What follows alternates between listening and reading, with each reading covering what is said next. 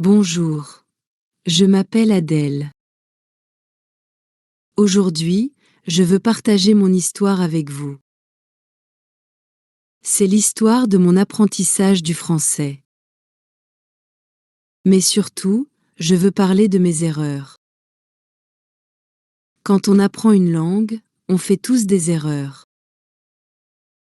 Moi aussi, j'ai fait beaucoup d'erreurs. Elles m'ont ralenti. Elles m'ont parfois découragé. Mais elles m'ont aussi appris beaucoup de choses. Alors, dans cette vidéo, je vais vous raconter mon voyage. Je vais vous montrer mes plus grandes erreurs. Je vais aussi vous dire ce que j'ai appris. Pourquoi? Parce que je pense que mes erreurs peuvent vous aider. Vous pouvez apprendre du chemin que j'ai fait. Vous pouvez éviter certaines choses. Et vous pouvez avancer plus vite dans votre propre apprentissage. Dans cette vidéo, je vais parler de plusieurs parties. D'abord, je vais vous raconter le début. Le début était très beau. J'étais excitée, pleine de rêves, mais il y avait aussi des pièges cachés. Après, je vais expliquer les erreurs les plus courantes que j'ai faites. Ce sont des erreurs très fréquentes. Peut-être vous aussi, vous les faites. Ensuite, je vais parler des moments importants. Ces moments ont changé ma manière d'apprendre. Ils m'ont donné confiance. Ils m'ont donné une nouvelle énergie. Puis, je vais partager les leçons que j'ai apprises dans la vraie vie. Pas seulement dans les livres. Je vais raconter des expériences, parfois gênantes, parfois amusantes. Et enfin, je vais donner des conseils pratiques. Des conseils simples que vous pouvez utiliser dès maintenant. Je vais vous montrer ce qui m'aide aujourd'hui, en août 2025. Je vais aussi vous expliquer comment vous pouvez éviter mes plus grandes erreurs. Je veux que cette vidéo soit utile. Je veux qu'elle soit claire et honnête. Je ne suis pas une experte parfaite. Je suis une apprenante comme vous. Mais je crois que partager mon parcours peut vous aider à avancer. Avant de commencer, j'ai une petite question pour vous. Dites-moi dans les commentaires, à quelle heure vous regardez cette vidéo? Est-ce le matin? L'après-midi? Le soir? La nuit? J'ai envie de savoir.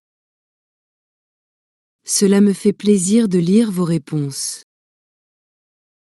Quand j'ai commencé à apprendre le français, j'étais très excitée. J'avais beaucoup d'énergie. Je pensais que ce serait une belle aventure. Je voyais le français comme une langue magique. Je rêvais de Paris. Je rêvais de marcher dans les rues avec un café à la main. Je rêvais de parler avec des gens élégants dans un restaurant. Je rêvais de lire des poèmes français et de comprendre chaque mot. J'aimais la culture française. J'aimais les films, la musique, la mode. Tout me semblait beau et spécial. Alors, je me suis dit, je vais apprendre le français. Je pensais que ce serait facile. Je pensais que ce serait rapide. Mais voilà, la réalité était différente. Et dès le début, j'ai fait mes premières erreurs. Première erreur, penser que l'immersion suffisait. Je croyais que l'immersion seule suffisait. Je me disais, si j'écoute des chansons françaises tous les jours, je vais parler français. Ou, si je regarde des films sans sous-titres, je vais comprendre. Alors j'ai passé beaucoup de temps à écouter et regarder. Je mettais la radio française. Je regardais des séries françaises. Je lisais même des blogs. Mais je ne faisais rien d'autre. Et le résultat? Je ne progressais pas beaucoup. Je comprenais quelques mots, mais pas les phrases entières. J'étais perdue dans les dialogues rapides. Je pensais que je faisais beaucoup, mais en fait, j'étais passive. L'immersion est utile, oui. Mais seule, elle ne suffit pas. J'avais besoin d'une méthode. J'avais besoin de pratiquer activement. J'avais besoin de parler, de répéter, d'écrire. Mais je ne le faisais pas. C'était ma première grande erreur. Deuxième erreur, croire que la motivation dure pour toujours. Au début, j'étais très motivée. Je me levais le matin et je pensais au français.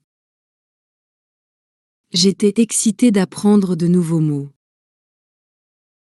J'étais heureuse quand je comprenais une chanson. Mais après quelques semaines, la motivation a commencé à baisser. Je me sentais fatiguée. Je trouvais les leçons longues. Parfois, je n'avais pas envie d'étudier. Alors je disais, ce n'est pas grave. Demain, je ferai plus. Mais souvent, je ne faisais rien. J'ai compris une chose importante. La motivation ne reste pas toujours.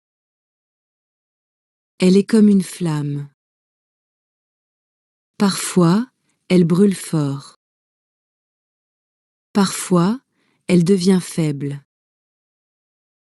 On ne peut pas compter seulement sur la motivation. Ce qu'il faut, c'est la discipline. Mais moi, je n'avais pas encore de discipline. Je n'avais pas de routine. Je n'avais pas d'habitude stable. Alors, mes progrès étaient très lents. C'était une autre erreur. Troisième erreur, me comparer au polyglotte parfait. Un autre problème, c'était les réseaux sociaux. Je regardais des vidéos de polyglottes. Ces personnes parlaient 10 langues. Elles parlaient vite et avec confiance. Elles semblaient parfaites. Moi, je me sentais petite à côté d'eux. Je me disais, pourquoi moi je n'arrive pas? Pourquoi eux, oui? Je pensais que j'étais trop lente, pas assez intelligente. Mais ce n'était pas vrai. Je ne voyais que la partie belle de leur travail. Je ne voyais pas leurs erreurs. Je ne voyais pas leurs années de pratique. Je comparais mon début à leur résultat final. Cette comparaison me faisait du mal. Elle me décourageait.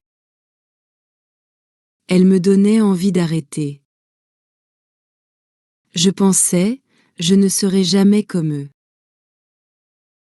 Alors parfois, je fermais mes livres et je laissais tomber. C'était une erreur très dangereuse. Quatrième erreur, sous-estimer le temps nécessaire. Au début, je pensais que je pouvais apprendre vite. Je voyais des vidéos, apprends le français en 3 mois. Je lisais des titres comme Parle couramment en 100 jours. Alors je croyais que c'était possible. Je me disais, dans 3 mois, je vais parler comme une Française. Mais après 3 mois, je ne parlais pas. Je connaissais seulement des phrases simples. J'étais frustrée. Je pensais que j'étais nulle. Mais en réalité, ce n'était pas moi le problème. Le problème, c'était mes attentes. Apprendre une langue demande beaucoup de temps. Beaucoup de régularité. Beaucoup de patience. J'ai compris que ce n'est pas une course rapide. C'est un marathon. Mais au début, je ne le savais pas. Alors, j'ai perdu confiance. 5e erreur, oublier la constance quotidienne. Une autre chose, c'était la constance. Je ne pratiquais pas chaque jour. Parfois, j'étudiais 3 heures d'un coup. Puis, je ne faisais rien pendant une semaine. Après, je recommençais 3 heures. Mais cette méthode ne marche pas. Le cerveau apprend mieux avec un peu chaque jour. Même 10 minutes, mais tous les jours. Moi, je ne le faisais pas. Alors, j'oubliais beaucoup. Chaque fois que je reprenais, je devais réapprendre. C'était comme recommencer depuis zéro. C'était fatigant. Aujourd'hui, je sais que la régularité est plus importante que la quantité. Mais au début, j'avais sous-estimé ça. Le début de mon apprentissage était glamour dans ma tête. Je rêvais de culture, de voyage, de conversation. Mais la réalité m'a montré des pièges cachés. J'ai cru que l'immersion suffisait. J'ai cru que la motivation durerait toujours. Je me suis comparée aux autres. J'ai pensé que tout serait rapide. Et j'ai oublié la régularité. Toutes ces erreurs m'ont ralenti. Mais elles m'ont aussi appris. Elles m'ont montré que l'apprentissage d'une langue n'est pas seulement un rêve. C'est aussi un travail. C'est aussi une habitude. C'est aussi un chemin avec des hauts et des bas.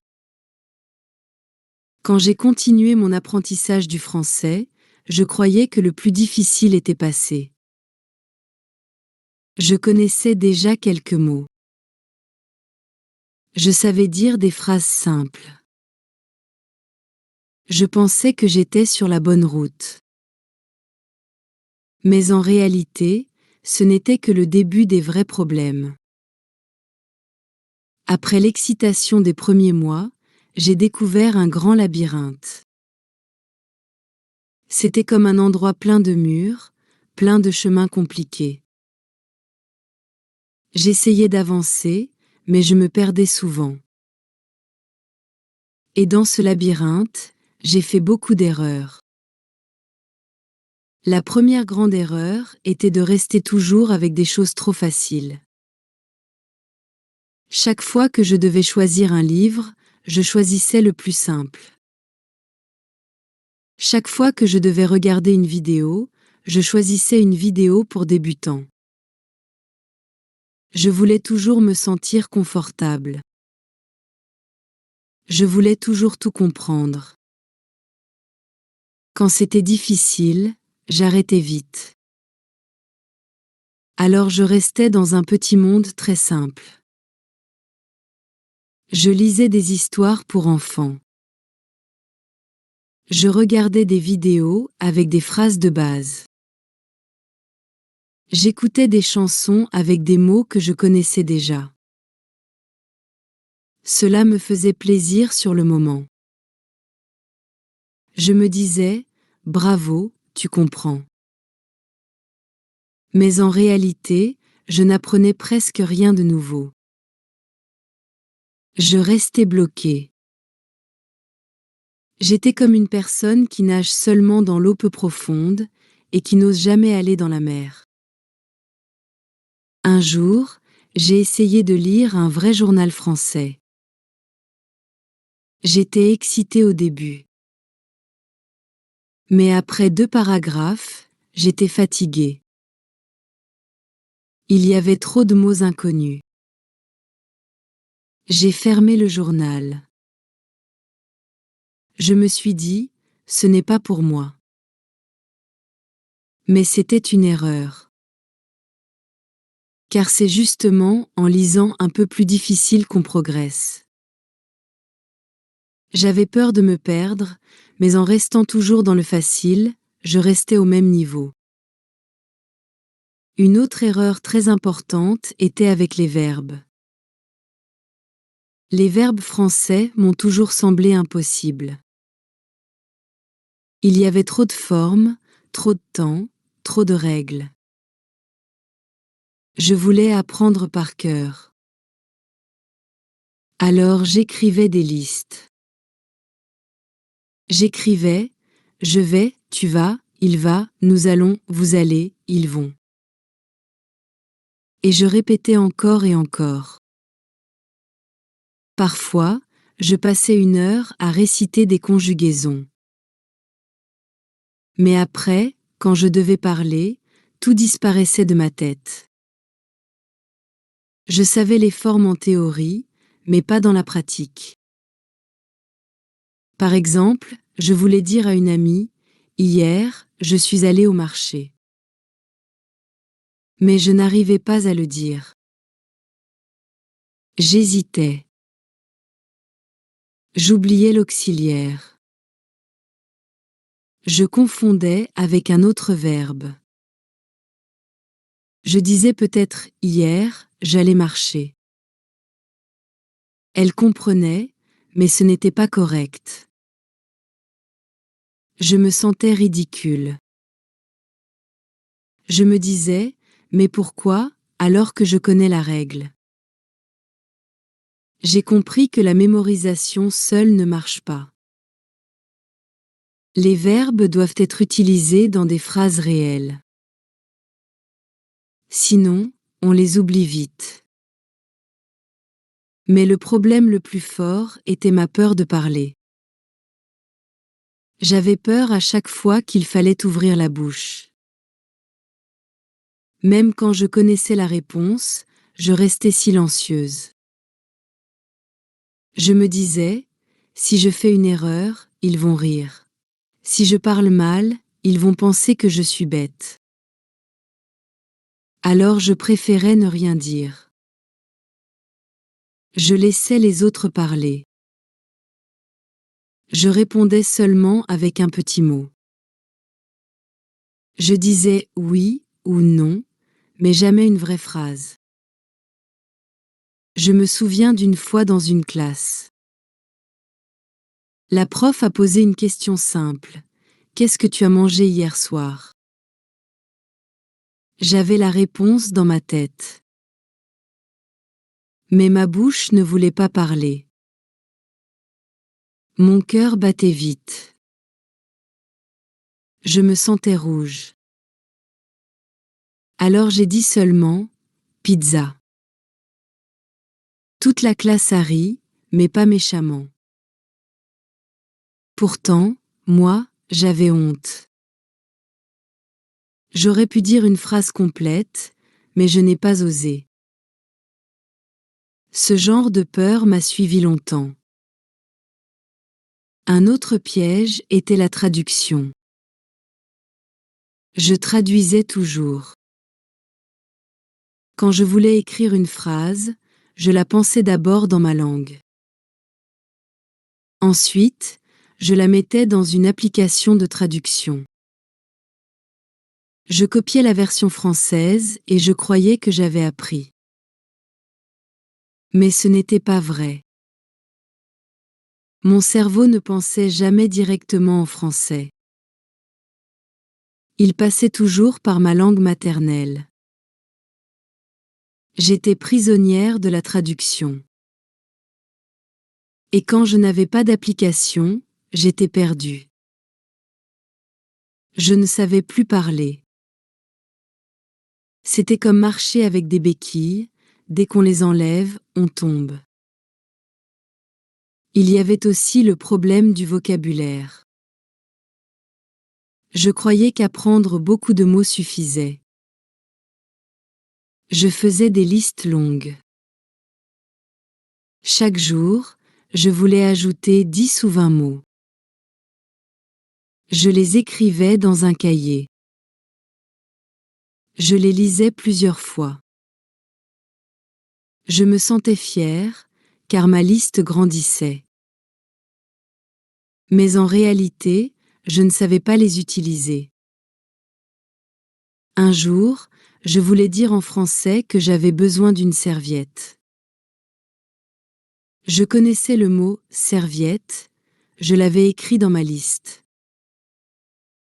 Mais sur le moment, impossible de le sortir de ma bouche.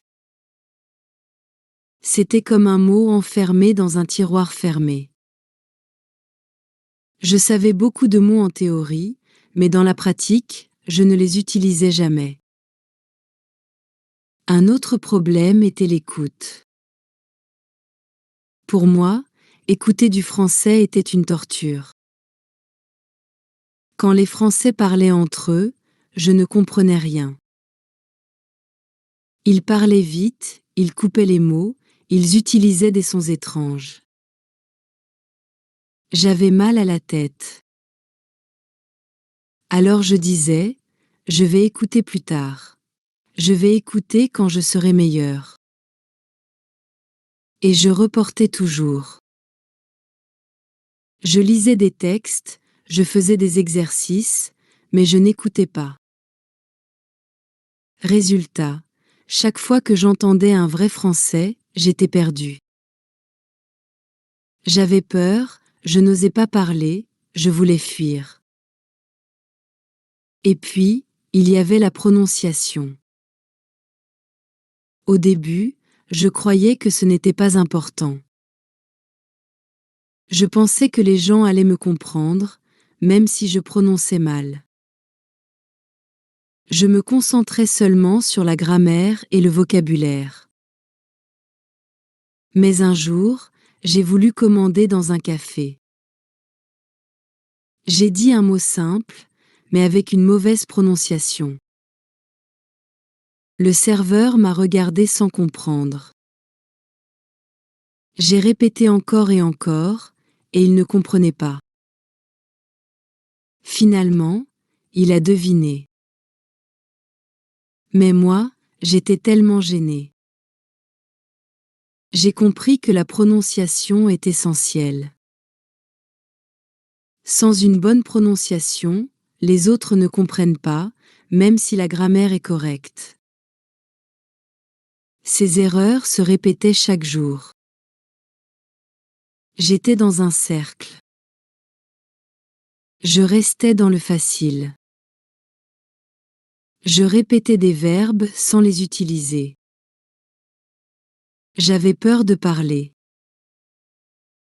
Je dépendais des applications de traduction.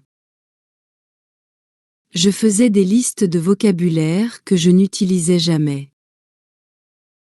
J'évitais l'écoute. Je négligeais la prononciation. Tout cela me bloquait. Je voulais avancer, mais j'étais comme dans une cage. Parfois, je pleurais. Je me disais, peut-être que le français n'est pas pour moi. Peut-être que je ne suis pas assez intelligente. Mais au fond, ce n'était pas un problème d'intelligence. C'était un problème de méthode. C'était un problème d'habitude. C'était un problème de confiance. Chaque fois que je pensais avoir trouvé la sortie du labyrinthe, un nouveau mur apparaissait. Mais petit à petit, je commençais à comprendre que toutes ces erreurs faisaient partie du chemin. Le labyrinthe était difficile, mais il me montrait où je devais changer. Il me montrait mes faiblesses. Et en les voyant clairement, je pouvais un jour trouver la sortie. Après beaucoup d'erreurs et beaucoup de blocages, il est arrivé un moment important dans mon voyage. J'étais fatiguée. J'étais découragée.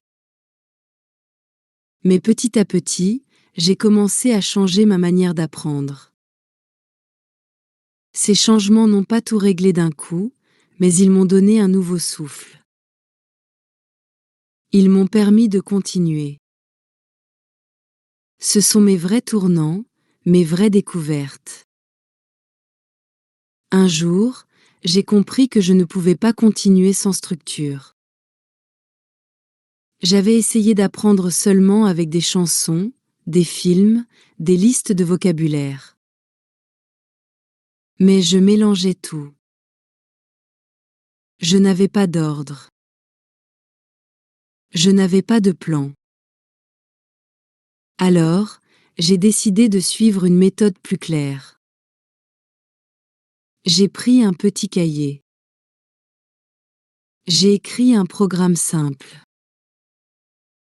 Par exemple, lundi, je révise le présent. Mardi, je révise le passé composé. Mercredi, je fais des exercices d'adjectifs. Ce n'était pas parfait, mais c'était un début. Avoir une structure m'a donné une direction. Je me sentais moins perdue. Ce changement était très important. Avant, j'avais peur de la grammaire. Je fuyais les règles. Mais quand j'ai commencé à suivre un ordre simple, la grammaire m'a semblé moins grande. Une règle à la fois. Un exemple à la fois. Je voyais mieux les choses. Par exemple, j'ai compris enfin la différence entre « je suis allé » et « j'ai allé », car j'ai étudié pas à pas. Ce petit progrès m'a donné confiance. Un autre tournant est arrivé quand j'ai décidé d'accepter mes erreurs. Avant, j'avais peur de paraître stupide. Je voulais parler parfaitement ou pas du tout. Mais un jour, j'ai réalisé que ce n'était pas possible. Personne ne parle parfaitement dès le début. Même les enfants font des erreurs pendant des années. Alors, pourquoi moi, je voulais être parfaite? J'ai essayé une nouvelle attitude. Quand je parlais et que je faisais une erreur, je riais. Je disais « Ah, excusez-moi, c'est faux ». Et je continuais.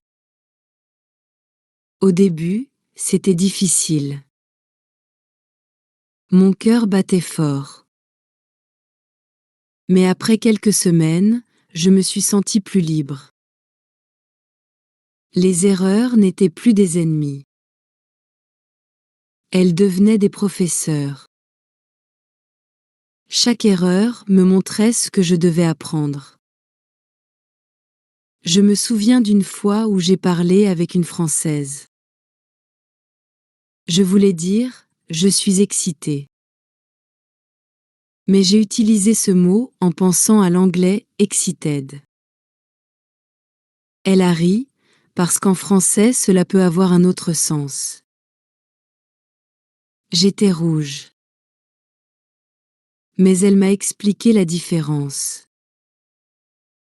Ce moment gênant est devenu une leçon que je n'ai jamais oubliée. Si j'avais gardé le silence, je n'aurais jamais appris. Un autre moment clé a été quand j'ai découvert la force des petites sessions. Avant, je voulais toujours étudier longtemps. Je pensais que plus c'était long, plus c'était efficace. Alors je passais 3 heures un jour, puis je laissais tomber pendant une semaine. Mais un jour, j'ai décidé de tester une autre méthode. 10 minutes chaque jour. Pas plus. Je me disais, je vais lire 10 minutes. Ou, je vais écouter 10 minutes. C'était simple. Et je pouvais toujours trouver 10 minutes, même quand j'étais fatiguée. Après un mois, j'ai remarqué quelque chose, je retenais mieux. Mon français restait présent chaque jour dans ma tête. Je ne recommençais pas à zéro chaque semaine. La régularité me donnait des résultats. Ce n'était pas spectaculaire, mais c'était solide. Avec le temps, j'ai ajouté d'autres petites habitudes. 10 minutes de lecture, 10 minutes d'écoute, 10 minutes d'écriture. C'était comme un petit rituel quotidien. Le soir, je me sentais contente parce que j'avais fait quelque chose, même un peu. Cela me donnait de la constance. Cela me donnait aussi de la fierté. Un autre outil qui m'a beaucoup aidé a été le journal. J'ai commencé à écrire en français tous les soirs. Parfois, seulement 2 phrases. Parfois, une page entière. Je racontais ma journée. Je racontais ce que j'avais appris. Je racontais mes émotions. Ce n'était pas parfait, mais ce n'était pas grave. Le plus important était d'écrire régulièrement. En écrivant, j'ai appris à former des phrases. J'ai appris à utiliser le vocabulaire. J'ai appris à réfléchir directement en français. Je relisais aussi mon journal. Quand je voyais mes anciennes erreurs, je voyais aussi mes progrès. Cela me donnait du courage. Je comprenais que même si je faisais encore des fautes, j'étais meilleure qu'avant. C'était une preuve écrite de ma progression. Une autre habitude qui m'a beaucoup aidée, c'était de célébrer mes petites victoires. Avant, je regardais seulement mes échecs. Je me disais, tu ne comprends rien. Tu parles mal. Tu es trop lente. Mais maintenant, j'ai appris à regarder aussi les réussites. Par exemple, la première fois que j'ai compris une chanson entière, j'ai célébré.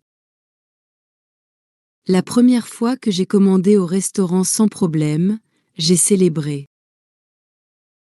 La première fois que quelqu'un m'a dit « Ton français s'améliore », j'étais tellement heureuse. Ces petites victoires me donnaient de l'énergie. Elles me montraient que mes efforts n'étaient pas perdus. Même un petit pas est un vrai pas. Même une petite amélioration compte. C'est grâce à ces moments que je n'ai pas abandonné. Peu à peu, je voyais que mes tournants changeaient ma relation avec le français. Ce n'était plus seulement une obligation. Ce n'était plus seulement une lutte. C'était un chemin plus doux, plus équilibré. Je savais que j'allais encore faire des erreurs. Mais maintenant, les erreurs faisaient partie de mon apprentissage. Je savais que j'allais encore être fatiguée. Mais je pouvais continuer avec des petites sessions. Je savais que j'allais encore oublier des mots. Mais j'avais mon journal pour les retrouver. Le plus beau était peut-être la confiance. Avant, je doutais de moi. Je pensais que je n'étais pas faite pour les langues. Mais après tous ces petits changements, je me suis dit, oui, je peux apprendre. Peut-être pas vite, peut-être pas parfaitement, mais je peux avancer. Et cette confiance est devenue mon moteur. Ces tournants n'étaient pas spectaculaires. Ce n'étaient pas des miracles. Mais ils ont tout changé pour moi. Parce qu'ils m'ont donné une nouvelle manière de voir l'apprentissage. Pas comme une montagne impossible, mais comme un chemin que je peux marcher pas à pas. Quand j'ai avancé un peu plus dans mon apprentissage, j'ai compris une chose très importante. Apprendre une langue, ce n'est pas seulement ouvrir un livre. Ce n'est pas seulement écrire des exercices. Ce n'est pas seulement mémoriser des règles. Le vrai apprentissage commence dans la vie réelle. C'est là que j'ai eu mes plus grandes leçons. Pas dans une salle de classe, pas dans un cahier, mais dans mes expériences avec les gens, avec les situations, avec la culture. La première grande expérience a été quand j'ai parlé avec des Français pour la première fois. Je me souviens très bien. C'était dans un café. J'étais assise et je voulais commander. Je savais les mots. J'avais appris la phrase à l'école, je voudrais un café, s'il vous plaît. Mais quand le serveur est venu, j'étais paralysée. Les mots restaient dans ma tête. Ma bouche ne bougeait pas. Finalement, j'ai dit quelque chose, mais avec une voix tremblante. Le serveur m'a regardé, il a attendu, puis il a compris. Il m'a apporté le café. Ce moment était simple, mais pour moi c'était énorme. J'avais réussi, mais avec beaucoup de peur. J'ai compris que parler dans la vraie vie n'est pas pareil que parler dans un livre. Dans la vraie vie, il y a du bruit, il y a de la pression, il y a des regards. C'est beaucoup plus difficile. Mais c'est aussi beaucoup plus réel. Et c'est là qu'on apprend. Un autre souvenir est quand j'ai parlé avec une Française pour la première fois dans une vraie conversation. Elle parlait vite. Je ne comprenais pas tout. Elle utilisait des mots que je ne connaissais pas. Parfois, je disais oui, sans comprendre. Parfois, je souriais seulement. Mais je continuais. Et à la fin, j'ai compris au moins l'idée principale. C'était une victoire. Mais c'était aussi une leçon, comprendre dans les livres ne suffit pas. Il faut apprendre à comprendre les gens, avec leur voix, leur accent, leur vitesse. J'ai aussi appris qu'avoir un partenaire de langue change tout. Au début, j'avais peur. Je me disais, je ne veux pas parler avec un inconnu. Je vais faire trop d'erreurs. Mais quand j'ai essayé, j'ai vu la différence. Un partenaire te corrige gentiment. Un partenaire te motive. Même si c'est un peu gênant, c'est utile. Avec lui, j'ai appris à parler sans préparer les phrases. J'ai appris à improviser. J'ai appris à écouter vraiment. C'était comme un miroir. La culture aussi est devenue une leçon. Avant, je voyais seulement la langue. Je pensais, vocabulaire, grammaire, conjugaison. Mais la langue n'est pas seulement ça. La langue, c'est la culture. Quand j'ai commencé à écouter des chansons françaises, j'ai découvert des émotions que je ne connaissais pas. Quand j'ai regardé des films français, j'ai découvert des façons de penser différentes. Quand j'ai mangé avec des Français, j'ai découvert que la conversation à table est aussi importante que la nourriture. Un jour, une amie française m'a dit « Tu parles bien, mais tu utilises des phrases trop scolaires. Personne ne parle comme ça ici. » Elle avait raison. Moi, je parlais comme un livre. Je disais « Je désire acheter une baguette ». Alors que les Français disent seulement « Je prends une baguette ». J'étais choquée, mais c'était vrai. J'ai compris que le français des livres et le français de la rue sont différents. Il faut apprendre les deux. Sinon, on parle comme un robot. Une autre grande leçon de la vie réelle est la patience.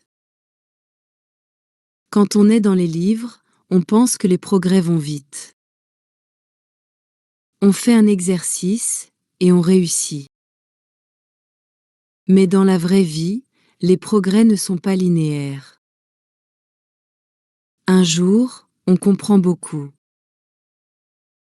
Le lendemain, on ne comprend presque rien. Un jour, on parle bien. Le lendemain, on bloque sur un mot simple. C'est comme une vague qui monte et qui descend. Au début, ça me décourageait. Je pensais, pourquoi hier j'ai compris et aujourd'hui je n'y arrive pas. Mais avec le temps, j'ai compris que c'est normal. Les langues ne se construisent pas en ligne droite. Il y a des bons jours et des mauvais jours. Il faut de la patience. Il faut accepter les moments où ça ne marche pas. Parce que ces moments font aussi partie du progrès. Un autre moment fort a été ma rencontre avec les accents régionaux. Avant, je croyais que tout le monde parlait comme à Paris. Mais un jour, j'ai parlé avec une personne du sud de la France. Elle avait un accent différent. Au début, je pensais qu'elle parlait une autre langue. Je ne comprenais presque rien. J'étais perdue. Mais après un moment, je me suis habituée. Puis un autre jour, j'ai entendu un accent belge. Encore une fois, c'était difficile. Mais j'ai appris à écouter. J'ai appris que le français a beaucoup de visages. Comprendre les accents m'a ouvert un nouveau monde. Chaque expérience réelle m'a appris quelque chose que les livres ne pouvaient pas m'enseigner. Les livres donnent des bases, oui. Ils expliquent les règles. Mais la vie donne la pratique. La vie donne l'émotion. La vie donne le vrai sens. C'est dans ces moments de gêne, de peur, de confusion, que j'ai le plus appris. Quand je commandais mal, je n'oubliais plus jamais le mot correct. Quand je faisais une erreur devant quelqu'un, je m'en souvenais pour toujours. Quand je ne comprenais pas un accent, je me promettais de mieux écouter la prochaine fois. Ces leçons m'ont montré une vérité. Apprendre une langue, ce n'est pas seulement une affaire de cerveau. C'est aussi une affaire de cœur. C'est une affaire de courage. Il faut oser. Il faut se tromper. Il faut recommencer. Et petit à petit, on s'améliore. Aujourd'hui, je veux terminer mon histoire avec des conseils. Ce ne sont pas des conseils compliqués. Ce sont des conseils simples.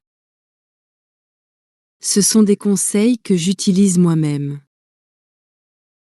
Ce sont des conseils qui m'ont aidé après mes erreurs. J'aimerais les partager avec vous. Peut-être qu'ils vont aussi vous aider. Le premier conseil est d'équilibrer l'entrée et la sortie. En français, on dit input et output. L'entrée, c'est quand tu écoutes et quand tu lis. La sortie, c'est quand tu parles et quand tu écris. Beaucoup d'apprenants font seulement l'un ou l'autre. Moi, au début, je faisais surtout l'entrée. Je regardais, j'écoutais, je lisais. Mais je ne parlais pas, je n'écrivais pas. Résultat, je comprenais un peu, mais je ne pouvais pas utiliser la langue. J'étais comme une personne qui mange beaucoup, mais qui ne bouge jamais. Il faut faire les deux. Chaque jour, tu peux écouter 10 minutes et parler 10 minutes. Tu peux lire 10 minutes, écrire 10 minutes. Ce n'est pas long. Mais c'est équilibré. Par exemple, tu lis un petit texte. Ensuite, tu écris 2 phrases sur ce texte. Tu écoutes une chanson. Ensuite, tu chantes un peu ou tu expliques la chanson. Tu regardes une vidéo. Ensuite, tu résumes avec tes propres mots. Cet équilibre est une clé. Le deuxième conseil est de mettre le français autour de toi chaque jour. La langue doit devenir comme un environnement. Tu peux écouter des chansons françaises. Tu peux mettre un podcast en arrière-plan pendant que tu cuisines. Tu peux écrire des petits mots en français sur des papiers et les coller dans ta chambre. Par exemple, sur la porte, tu mets porte. Sur le miroir, tu mets miroir. Quand tu vois ces mots chaque jour, tu les retiens sans effort. Tu peux aussi changer la langue de ton téléphone en français. Tu peux suivre des comptes français sur les réseaux sociaux. Même si tu ne comprends pas tout, tu verras la langue régulièrement. Cela fait une différence énorme. Le cerveau s'habitue. Petit à petit, le français devient naturel, comme une musique de fond. Le troisième conseil est de mesurer ton progrès, mais sans chercher la perfection. Au début, je voulais être parfaite. Je voulais parler comme une native. Mais ce n'est pas réaliste. La perfection fait peur. La perfection bloque. Alors, j'ai changé ma manière de penser.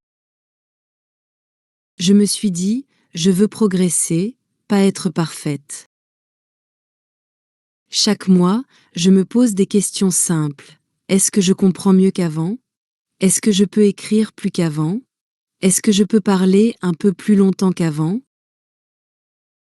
Même si la réponse est petite, c'est une victoire. Si tu compares aujourd'hui à hier, tu ne vois pas beaucoup de différence. Mais si tu compares aujourd'hui à il y a 6 mois, tu vois un grand changement. C'est ça qui compte. Le 4e conseil est de parler tôt. Ne fais pas comme moi au début. Moi, j'ai attendu trop longtemps. J'ai attendu de parler parfaitement avant d'oser. Mais ce moment n'arrive jamais. Si tu attends, tu perds du temps. Même avec peu de mots, tu peux parler. Même avec beaucoup d'erreurs, tu peux parler. L'important, c'est de commencer. Tu peux parler avec un ami. Tu peux parler seul devant le miroir. Tu peux parler à voix haute quand tu marches. Tu peux raconter ta journée à ton téléphone. Plus tu parles, plus tu deviens à l'aise. Au début, c'est bizarre. Tu bloques. Tu hésites. Mais après, ça devient naturel. La bouche apprend, comme un muscle. Le 5e conseil est d'accepter les erreurs comme des professeurs. Chaque erreur est une chance. Quand tu fais une erreur, tu te sens mal. Mais en réalité, tu viens d'apprendre quelque chose. Par exemple, un jour j'ai dit « je suis froid » au lieu de « j'ai froid ». Tout le monde a ri. Mais depuis ce jour, je ne me suis plus jamais trompée. L'erreur a gravé la règle dans ma mémoire. Alors, ne cache pas tes erreurs. Utilise-les. Le 6e conseil est de garder des habitudes petites mais régulières. 10 minutes par jour, c'est mieux qu'1 heure par semaine. Même si tu es fatigué, même si tu n'as pas le temps, fais juste un peu. Lis une phrase. Écris 2 mots. Écoute une chanson.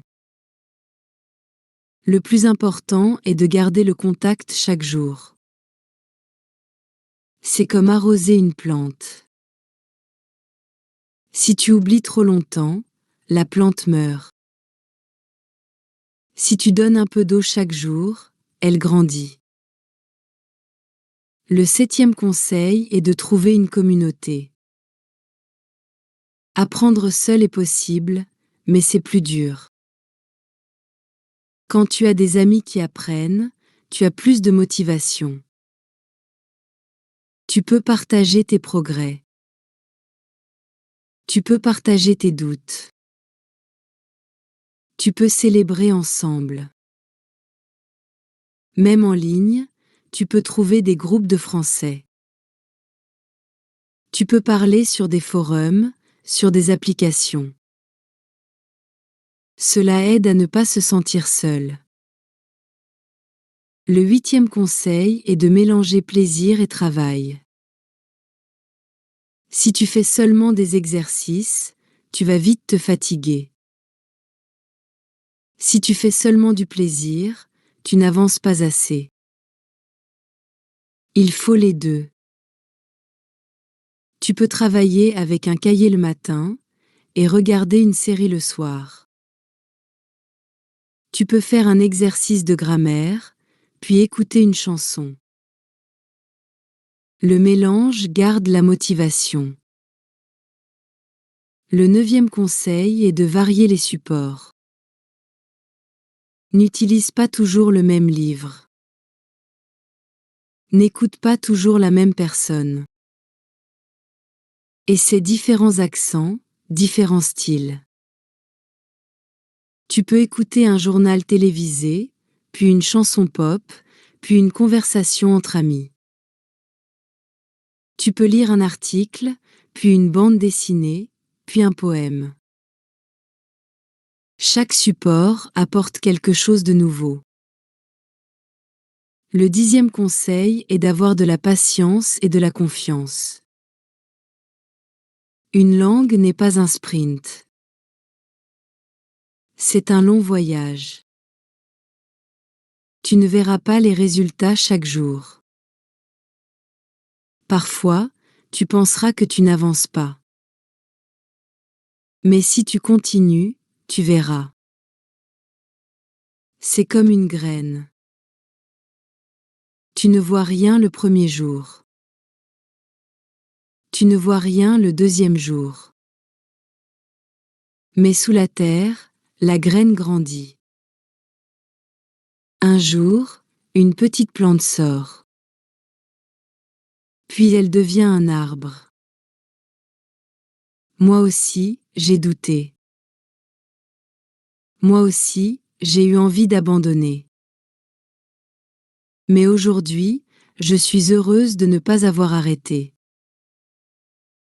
Le français m'a donné de nouvelles amitiés, de nouvelles découvertes, une nouvelle façon de voir le monde. Et je crois que toi aussi, tu peux réussir. Pas vite, pas parfaitement, mais sûrement. Alors, si je devais résumer mes conseils, fais un équilibre entre écouter et parler. Mets le français autour de toi chaque jour. Mesure ton progrès sans chercher la perfection. Commence à parler tôt, même avec peu. Commence à parler tôt, même avec peu. Garde de petites habitudes régulières. Trouve une communauté. Mélange plaisir et travail. Varie les supports. Et surtout, sois patient et confiant. Si tu fais tout cela, ton français va grandir. Peut-être doucement, mais sûrement. Et un jour, tu regarderas en arrière et tu seras fier. Fier de toi, fier de ton chemin, fier de ta persévérance. Voilà, c'est la fin de mon histoire. J'ai partagé avec vous mes débuts, mes erreurs, mes blocages. J'ai aussi partagé mes tournants, mes leçons dans la vraie vie et mes conseils pratiques. J'espère que mon expérience peut vous aider. J'espère que vous allez éviter certaines erreurs. J'espère aussi que vous allez trouver de la motivation pour continuer. Merci beaucoup d'avoir regardé cette vidéo. Merci pour votre temps et pour votre attention. N'oubliez pas, l'important n'est pas la perfection. L'important est de progresser un peu chaque jour. À bientôt et bon courage dans votre apprentissage du français.